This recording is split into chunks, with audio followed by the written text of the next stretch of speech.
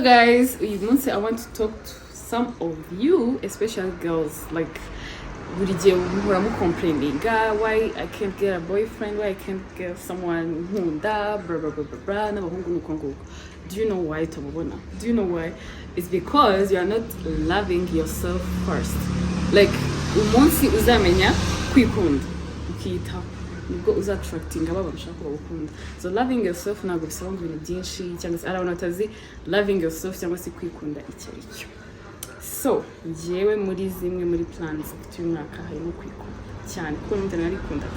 Like ushobora kuvuga ngo once in a week rimwe mu cyumweru ushobora kwisohokana bitewe nuko wari umaze iminsi uri mu kazi kenshi ukavuga so uyu munsi ngomba kwihemba nkisohokana. You know what I mean? Like ushobora kujya muri massage, ushobora kujya muri spa, ushobora kujya kwinywera ji agafanta, as long as uri bwicara ahantu uri wenyine, like bigufasha kwitekerezaho, bigufasha kwihereza time yawe ko tuba turi kujagarara cyane hano hanze, turi mu bintu byinshi, akazi, amatelefone, ibintu bibera hanze, so ugasanga ntabwo tukibona umwanya wo kwitaho, wo kwihereza agaciro twibona. So umunsi rero uzamara kumenya ko ugomba kuba ari we priority, like ari wowe ugomba kwikunda mbere yuko undi muntu wese agukunda, nibwo uzatangira attractinga abantu nawe bagukunda. And impamvu ndi kubivuga uyu munsi I have to take myself on a date, but ntabwo ari date yo kurya, ni date ngiye muri massage, ndashaka no gukoresha facial, so cause abantu murabizi nkunda gukora sport cyane, so it's better like once in 2 weeks cyangwa se in a month bitewe na time yawe wajya ugenda gukora massage kuko umubiri waravunitse. That's why I decided to end this month nagiye kwiyitaho muri massage. So abantu mwifuza kureba ahantu ugiye kujya n'ahantu heza cyane murahabona ngezeyo, muze tujyane muri ibintu bagiye kunkorera and then we catch up later.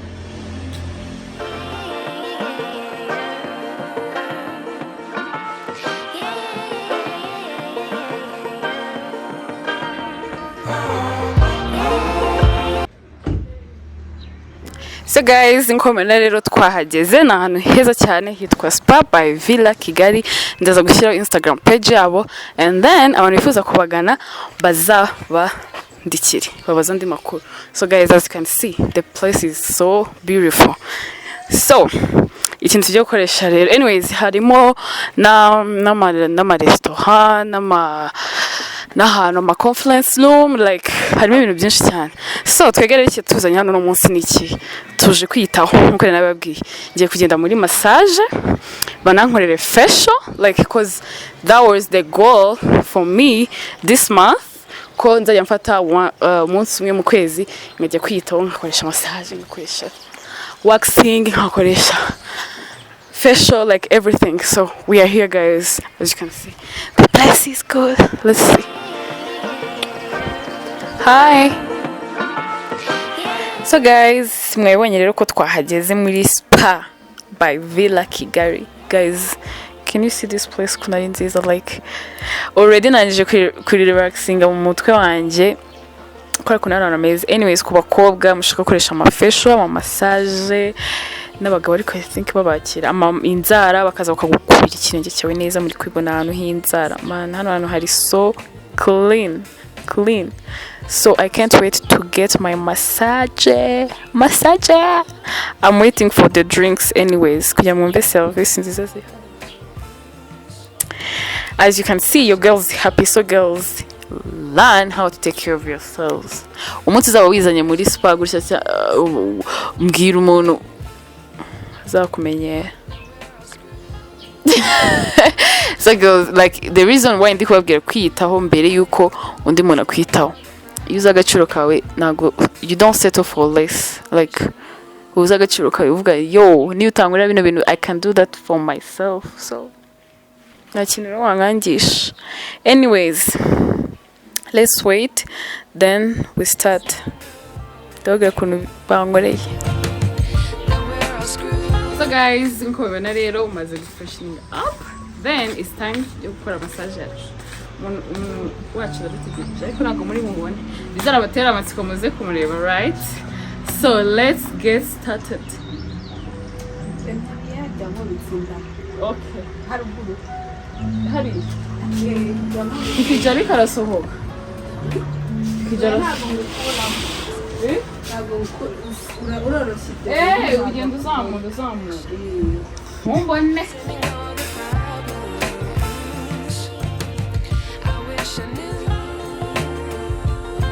Genda ahita nsinziranye. Urangorera igihe kingana gute? n'isaha Gusa si nyinshi. Si nyinshi.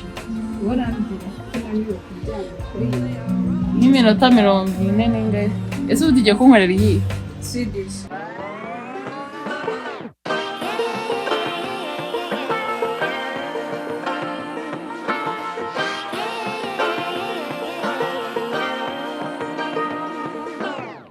I like to be educated, but I'm so frustrated. Hello to my loneliness. I guess that ignorance is bliss. Take me back to before the new. Rewind, take it out of cue. Innocence can be a young man's game. Signed up for the hall of shame. I wish I knew how much I miss not knowing that we're all screwed when we play our roles and ignore the problems.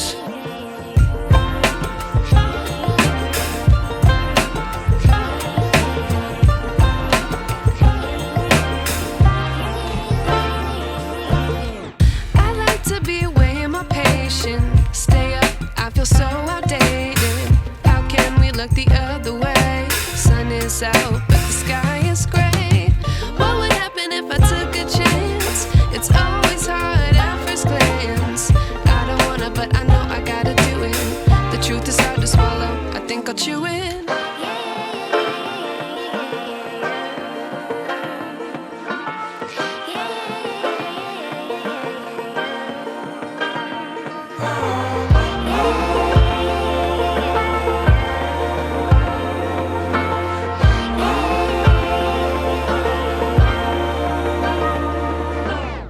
I wish I knew. God forbid. Ndi mu bantu batarwara. So guys, rero barangije kunkorera, but byari byiza ko njye ndashonje. As I told you, ntago bakora ibintu bya massage gusa cyangwa se ibintu by'ubwiza gusa, bafite n'amaresitora meza. That's where we gonna go and then do trying food zaho kandi ndanashonje. So let's go together. How much I miss not knowing that we're all screwed when we play our roles and ignore. Ngo bazagukorere na fresh.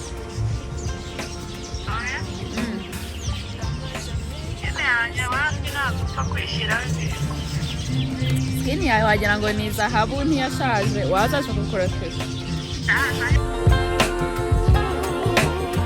How much I miss not knowing that we're all screwed when we play our roles and ignore the problems. I wish I knew how much I miss not knowing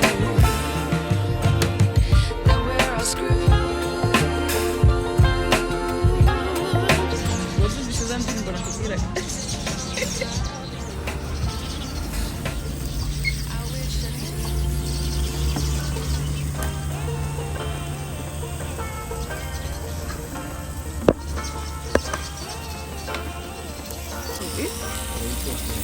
Ndayitekera gute? Urindira. But I'm so frustrated. Ndebe ko ibisi nabishyira ku ruhande. I guess that ignorance is bliss. Reka ibyuma bicaye neza. Rewind, take it out of cue. Innocence can be a young man's game. Signed up for the hall of shame. I wish I knew Inyuma hano.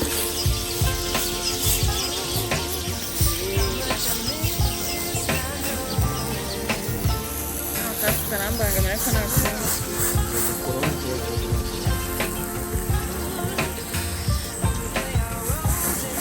soheramo hagati uzi ko idahiye koko iyi nyama irashya imwindure pisi ingana gutya dutoya bakata baheremo hagati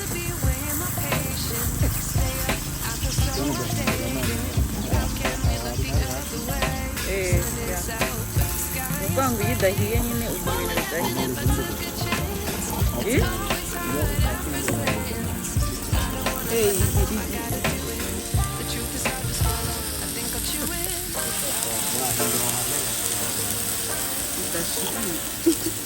Tambahinga gukatira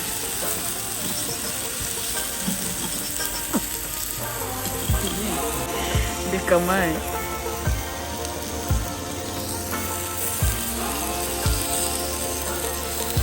Ese ni ibiki mwamazi Nyamazanye kudataka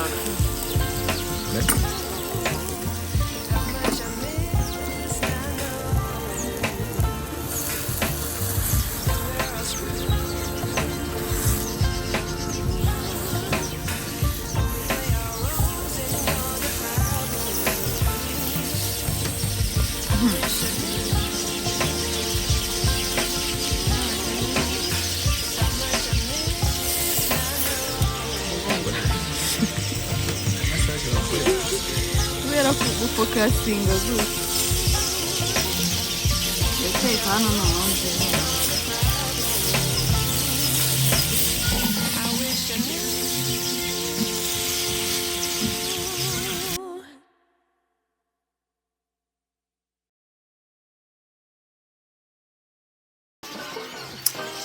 umbwire action nyine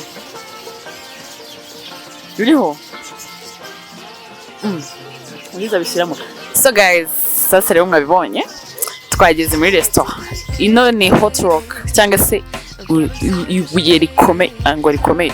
Ibuye rishyushye. Uri kumva? So, impamvu barise gutyo rero mwabibonye. Bakuzanira inyama iriho ibirungo ari ibintu byose wowe icyo ukora no kuyitekera mwabonye ko nandi guteka. And niyo speciality hano bafite ariko mwabishaka mwahabona ibindi bintu byinshi cyane bigiye bitandukanye. Ariko njye uyu munsi nahisemo ino Hot Rock. So I'm gonna eat. It's so delicious. Hano mfite na smashed potatoes na salad as usual mubizi. Gomba kurya intungamubiri. Beef is nice. Kumuntu ukora sport murabizi nta bintu by'amafiriti ni smashed potatoes na salad. Yeah. So guys, mundeke nije cause I'm so hungry and I can't wait to taste this food. Right. Stay up, I feel so outdated. How can we look the other way? Sun is out, but the sky is gray. What would happen if I took a chance? It's always hard at first glance. I don't wanna, but I know I gotta do it. The truth is hard to swallow. I think I'll chew it.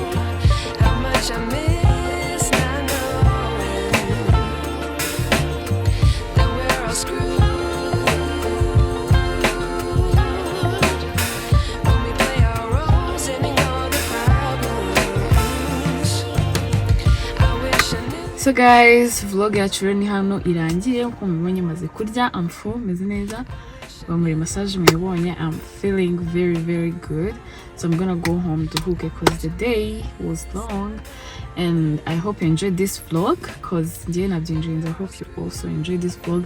Ku bantu bashaka kuza kuri no place ndashira location na nimero zabo cyangwa Instagram page yabo muzabahamagare cyangwa mubandike ko nifuza kuhagera.